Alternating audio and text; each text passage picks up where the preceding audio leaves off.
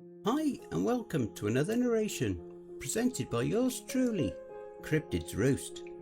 Let's just take a moment's silence for all the haters, Karens and the trolls. That's enough.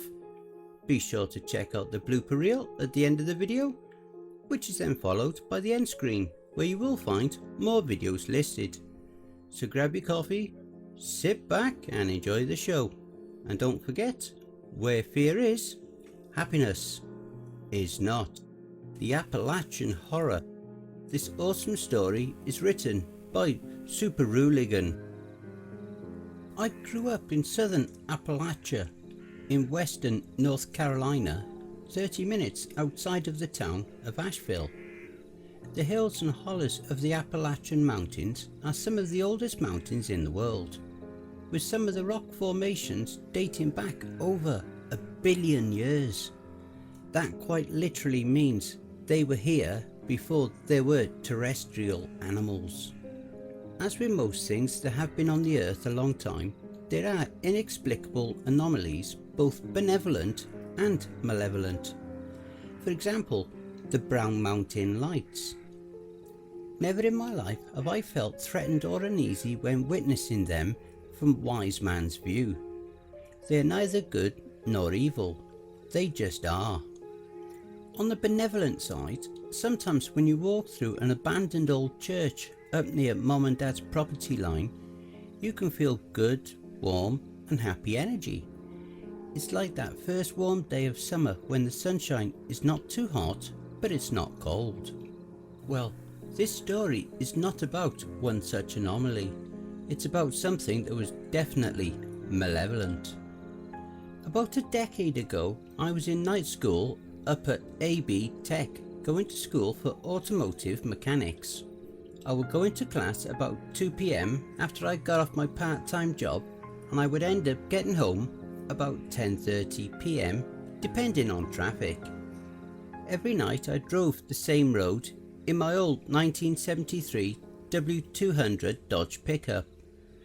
Some nights it would get rather boring and I would take a different route, jumping off of I-40 and drive the back roads. On this particular evening I had decided to just stay on I-40 because I just wanted to go home and go to bed. It was Thursday and there was no class on Friday, and I wanted to get in bed early so I could go out into the woods and go hiking early tomorrow morning and watch the sun come up. As I jumped off of I-40 onto the exit where my parents lived, the night seemed to get darker, and none of the animals that I could hear through my rolled down windows made any more noise. The cab of my truck became smaller and smaller and my breathing quickened. I have never faced any kind of anxiety in my life, but at that moment something fell off and there was no way I could put my finger on what it was. I came to a stop on the exit ramp, turned to go down the road, and I happened to notice that the gas station off the exit where mum and dad lived had no lights on. They were a 24-hour truck stop and always had lights on, but I didn't think about it again after noticing. I just chalked it up to the power being out, but I could not shake the feeling that something was definitely askew. I slowly shifted through all of my old truck's gears, not wanting to make any more noise than an old pickup already did.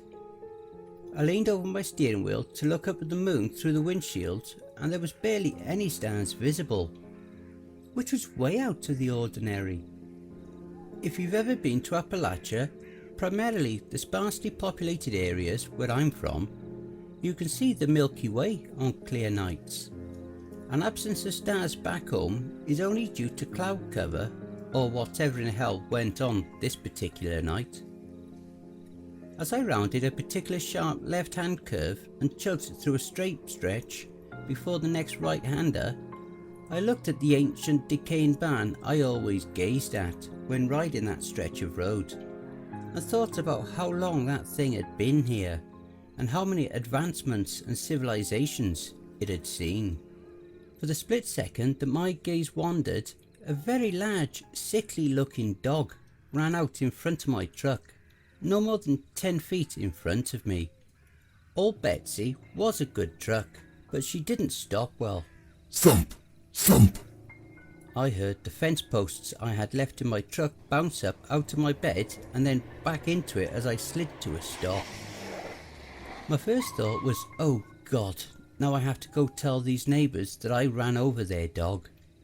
That shit doesn't go real far with people around here. It can really kind of set them off, depending on the dog and the person. As I sat there breathing in the smell of burning rubber, something else found its way into my nose. The stench of rotting flesh. It's not a smell you ever forget once you smell it one time. I didn't pay much attention to it at the time. I just chalked it up to some rotting roadkill nearby. Finally, I thought to myself, let me go check and see who this dog belongs to.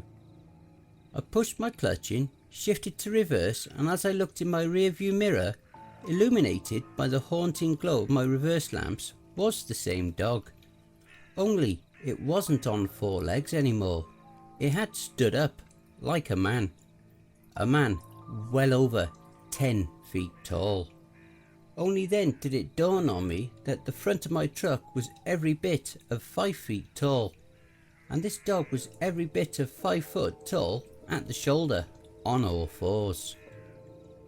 As it turned its head to look in the direction of my truck, I caught a glimpse of this creature. It was not a dog. It was not a man. It was somewhere in between, and at the same time entirely separate altogether. Its skin hung loose off its emaciated and thin frame. Like a raccoon, bits of matted fur, dirt and mud clung to its legs like a disease. The right arm seemed a little longer than the left, and they both hung abnormally low in relation to either animal this creature seemed to be. As it regained its senses, it turned and looked into the mirror like it knew exactly where I was sitting. The face of that of a man's, but the very edges of its face seemed to not be totally defined. They seemed to move and change like something you would see at a cellular level in a scientific documentary. There were no eyes, but only sockets where eyes should have been. There was no eyes, but only sockets where eyes should have been. No hair, and the skin that was dripping off its face was a cold, lifeless grey colour. The nose was short and shoved into its face, like a bulldog, but the teeth still haunt me. It was definitely carnivorous, and true to form of the rest of its unnatural look, many of the teeth didn't seem to be arranged in a natural way in its mouth. They seemed to fill and spill forth from the indefinable face, almost like they knew the horror they occupied and they were searching for a way out. It stared through my life, into my eyes and past my soul. It seemed like an eternity, but it could not have been more than 5 seconds that I sat there, paralysed. A light came on at the house next to the road, causing the creature to snap its gaze in that direction and tear off into the woods, on its back 2 legs, like a man. I jammed my old truck into first gear and roasted tyres all the way through first, snatched second gear and drove as fast as I could home. When I got to the house, both my parents were asleep. I went downstairs into my bedroom and loaded every firearm I possessed and locked all of the doors. I couldn't wake them up. Who the fuck would believe that, and at 10:30 on a Thursday night? The basement was eerily quiet that night. Even their dogs that got up to raise hell at outside animals at all hours of the night were dead silent. The old post and beam house didn't even creak or pop that night, as was usual. At about 3 AM I started to finally get drowsy, and as I went to lay my head down to get some sleep so I could still attempt to go hiking the next morning, I smelled the stench of death again. It was faint at first, but it was definitely there. I thought to myself, you're just going crazy. None of that shit was real. but as I dwelt on it, it became more and more noticeable until it filled the entire basement. My dad has a home office in the basement with 2 large glass doors that face Pisgah National Forest, an impenetrable 500,000 acre woods. I finally worked up the courage to walk out of my bedroom and into the basement living room with my little tactical 12 gauge loaded, tack light on. I covered the flashlight with my hand so as not to make my presence known until need be, and as I turned right out of the living room into my father's office, I shined the light through the glass doors, and at the edge of the woods, there stood the creature. It was motionless. It stared right into the light, unafraid, with those soulless sockets, devoid of eyes. I quickly covered my tactical light, ran into the living room, flipped on the outdoor floodlights, and to my surprise, it was no longer standing at the edge of the woods, but between the house and the edge of the woods, still motionless. I swung the door open and fired every round I had in its direction. I must have scored a couple of hits because it screeched an unearthly scream, like that of a woman being slaughtered as it took off into the woods. The dogs went crazy. Mum and Dad woke up asking me what the hell I was doing. I told them that a bear had gotten into the trash and I was scaring it away. They didn't believe me, but I knew they wouldn't believe the truth either. I didn't sleep that night, or any time until the following Sunday. Everything seemed to return to normal, and I didn't think about the creature again until I met my wife about 6 years later. Her mother's house sits at the mouth of the holler, no more than 4 or 5 miles up the road from my mother and father's. Up on the side of the holler there are kennels for her brother's hunting dogs. No longer in use and haven't been in years, but the fence is still there and the concrete pad is also still there. It's a thing of great use when you need to quarantine an animal. Her Great Pyrenees had gotten into a tussle with a raccoon, which of course he destroyed, but his rabies vaccination had lapsed, so we had to keep him quarantined for a time. It didn't bother him, he kind of likes solitude. This particular night that we were coming home from a movie date in a neighbouring town was the last night of quarantine for him. So we walked up the trail using our phone flashlights to get to the kennel, and there he sat, patiently waiting, tail wagging, happy to see us. We put him on a leash and started walking back to the house with him. As we were walking back through the darkness, I started to feel the same feeling I had felt the night I hit the creature in my truck. I didn't say anything so as not to alarm my wife, but then the smell came wafting in on the breeze. She jokingly asked me, "My God, what did you eat? You stink!" I half-arsed laughed, not being able to fully appreciate the joke, for the horrors that raged within my mind. She immediately caught on and asked me what was wrong, to which I could only reply, "I'll tell you later." She grew up in the woods and around hunting and things of that nature her whole life, so she knew what I meant. She knew we were being watched by something. When we could see the lights of the house from the trail to the kennel, we heard it. There came barking from the kennel that sounded just like the Great Pyrenees we had on a leash next to us. It was a perfect imitation.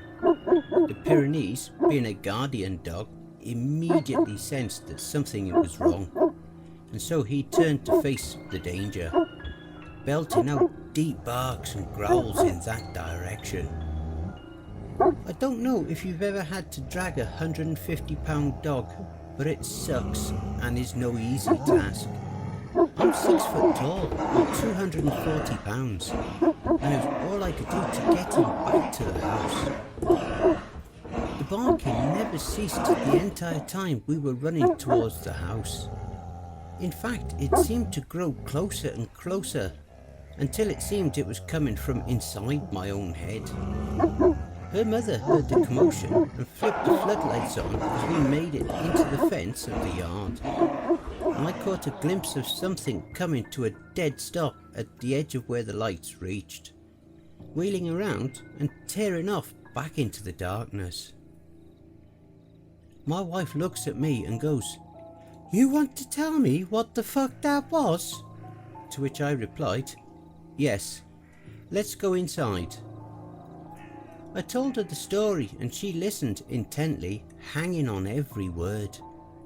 Her family came from a long line of granny witches and other supernatural healers of the Appalachians. So her older sister came over the next morning with some herbs and chants to bless the property and to ward off evil. I suggested we go up to the dog kennels and do them as well. When we got to the kennels, they were completely destroyed. The very concrete foundations was cracked and the chain link fence was torn off of its posts. The dog houses were destroyed and the place reeked of the stench that followed the creature. My wife's older sister just went about her business like normal, blessed the place, burnt some herbs and led us back into the property. When we got in the house, she wheeled about on us suddenly and instructed us very firmly to never go into the woods after dark. Not until this thing left me alone. To make a long story short, my wife joined the military and she ended up getting stationed in Delaware. Well, as someone who's lived around fairly large mountains and endless wilderness their entire life, Delaware is pretty terrible. At least that was my thought when we first moved into the middle of a 50,000 plus population city. Fortunately though, it didn't take us long to find a house in a sleepy little community further south. We purchased a house and moved in with haste. We were both very grateful and glad to be out of the city and into a rural setting again. The land in Delaware seems lifeless in comparison to Appalachia. The sparsely populated woods don't possess any energy that goes one way or the other. The ground doesn't seem to be alive like it is in Appalachia. Having not thought about the creature in a long time, I resumed my staying outside after dark and playing with our dogs in our rather large yard that borders a small patch of woods. Well, last night I went outside to play with the dogs as darkness set in. I built a decent sized fire in my fire pit and consumed some good old fashioned Appalachian Mountain cough syrup from a mason jar, and just as the fire was dying down, my American bulldog tore off towards the woods.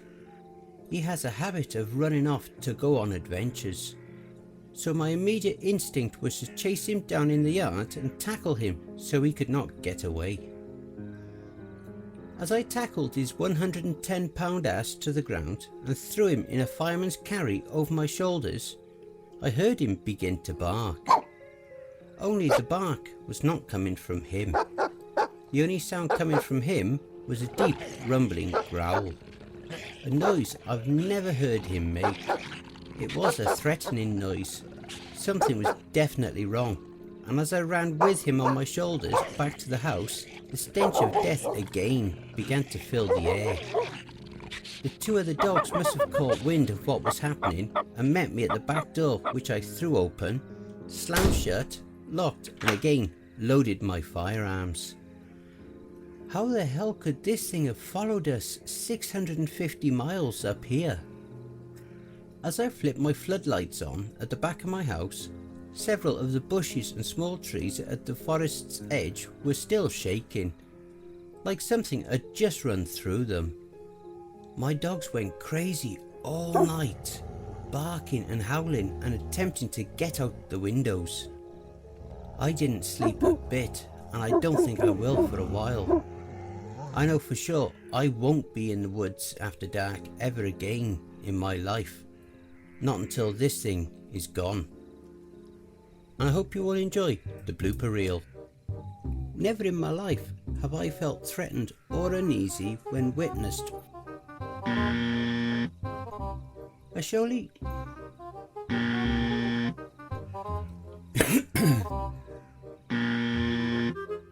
for the split second that my gaze wandered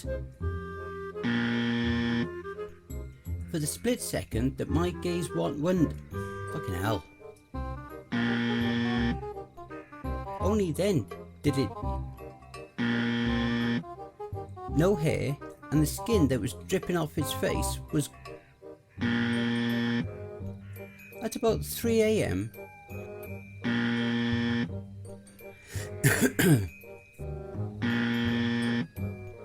my dad has a home office in the basement with 2 large glass doors that face fucking hell. I stared right into the light, unafraid. No.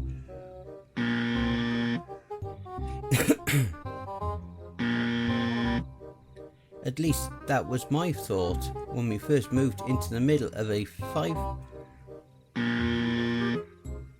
As I flipped my floodlights on at the backside of my house, several of the bushes and small trees at the forest's edge were all still. Hey family, please be so kind as to throat punch the like button and smack the arse of the subscription button as well. And remember to chokehold that notification bell and then select all. That way you'll receive all notifications each time I upload a new video. And by subscribing, you'll be the first to see all of our new spooky creepypasta stories. A very big thank you to Subaruligan for allowing me to narrate this awesome story. Make sure to check out Subaruligan's Reddit page for more brilliant stories as well. Also be sure to check out the Subaruligan's playlist here for more of their stories that I may have already narrated. I would just like to say a very big thank you to all of the authors that I have worked with, and all the ones that I will work with in the future. So thank you all, my brothers and sisters. And why not hashtag cryptidsroost in your comments. A quick thank you to all of my Cryptids Roost community family too. We are now well on our journey to 1,000 subscribers. So please spread the word and help us to grow and expand. If you would like to support the channel and help make us grow, you can buy me a coffee with your donations, big or small, to buymeacoffee.com. You don't even need to register on that site to donate. Alternatively, you can support us and donate via paypal.me/cryptidsroost. You can also follow us at Ko-Fi and BitChute. You can also follow us via our Facebook group, Twitter and Instagram. All relevant links will be below. And don't forget to check out the end screen, see above. That will also list some more videos in my back catalogue. Take care everyone, and I hope you all have a wonderful and peaceful night. And don't forget, where fear is, happiness is not.